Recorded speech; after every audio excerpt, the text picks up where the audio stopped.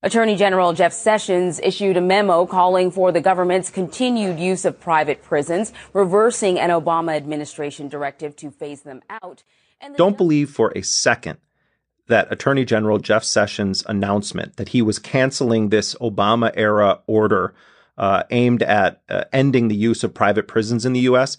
is not related to the anti-immigrant tornado that is whipping across this country.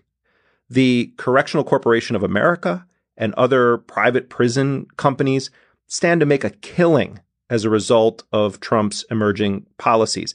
And they thanked him. They thanked him by kicking in huge sums of money for his inauguration festivities. To discuss all of this, I'm joined by a great investigative journalist, Shane Bauer, who writes for Mother Jones. Shane spent 4 months working as a guard at a private prison in Louisiana, the Wynn Correctional Facility. He's also embedded with militias, and he spent more than 2 years in an Iranian prison after being snatched from Iraq, where he was reporting. Shane Bauer, welcome to Intercepted.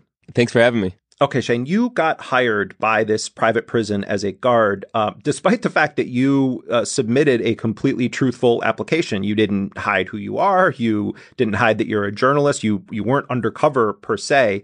You submitted your real resume to this company. And why do you think it is that they didn't seem to do any diligence on figuring out, is this a person that should be working in this prison?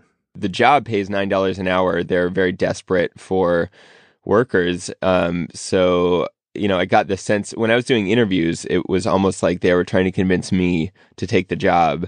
The person I was interviewing with in Louisiana asked me if I'd like to hunt and fish. And she said, people around here like to squirrel hunt. And, so there's a lot of forest around here if you want to do that. Wow. That sounds like a very probing question to make sure they're not hiring an unhinged person to be around prisoners. Yeah, I mean, most of the people that worked there were, just kind of poor people from the town that needed jobs. It was kind of a mix of kids right out of high school, 18, 19-year-old kids, and a lot of single moms, that just kind of needed to get health insurance.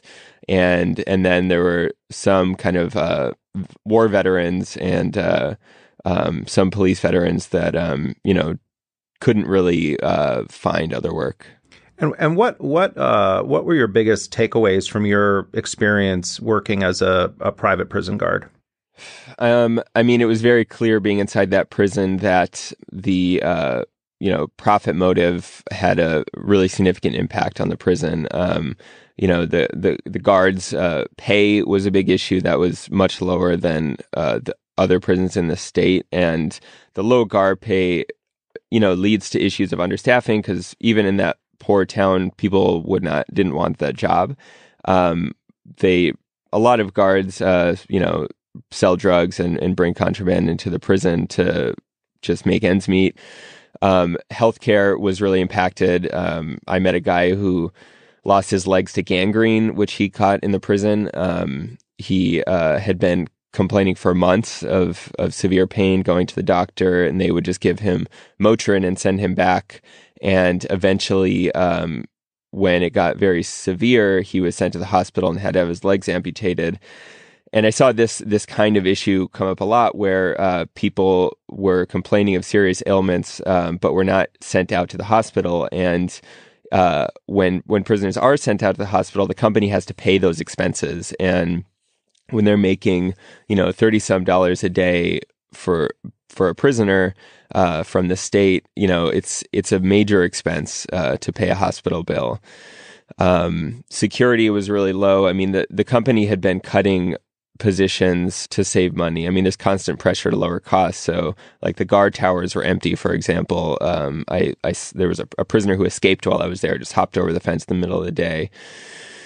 Everybody there, prisoners and guards that I met outside of the kind of high levels in the administration, really hated this company. And they would kind of bond on that sometimes. I would see guards and prisoners kind of talking to each other about, how screwed they felt by the company. And how? So what's the economic model behind this? I mean, how are these private prison corporations making their money? So typically, the states will pay a per diem fee for each prisoner. So every prisoner, in Louisiana it was $30-some a day. In California, it's $60-some a day. So that's the bulk of the money that's coming in. But the companies are also traded on the stock market. So, most of the investors are banks and mutual funds. In the week after Election Day, stocks of two major private prison companies increased dramatically. We saw when Trump was elected, CCA's stock rose dramatically. It was the highest raising stock in the entire stock market, probably because of expectations around immigration policy. If more people are going to be detained, then potentially more detention centers are going to need to be built, and CCA and the other major company, GEO, would probably be trying to run those. And more recently, you had the Attorney General, Jeff Sessions, reversed an order that was issued last year by President Obama that effectively said that the government is supposed to phase out the use of private prisons. When you heard that news, what were the first thoughts that came to mind in terms of the implications of this, or what this indicated to you? I was not surprised by this decision, but I will say when the Obama era decision came through to stop using private prisons, that was very surprising and significant. I mean, it meant that 20-some thousand people were not going to be living in these prisons that have been much more violent. They're, bare bones holding tanks, essentially. And so it was significant that, this number of people were not going to be there.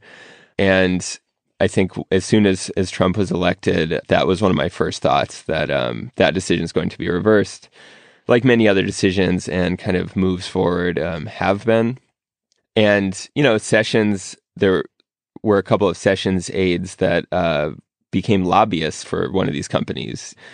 There's a huge revolving door. And, I think it's notable that these actions are being taken, given that private prisons are so unpopular. I mean, there are very few defenders of private prisons in this country.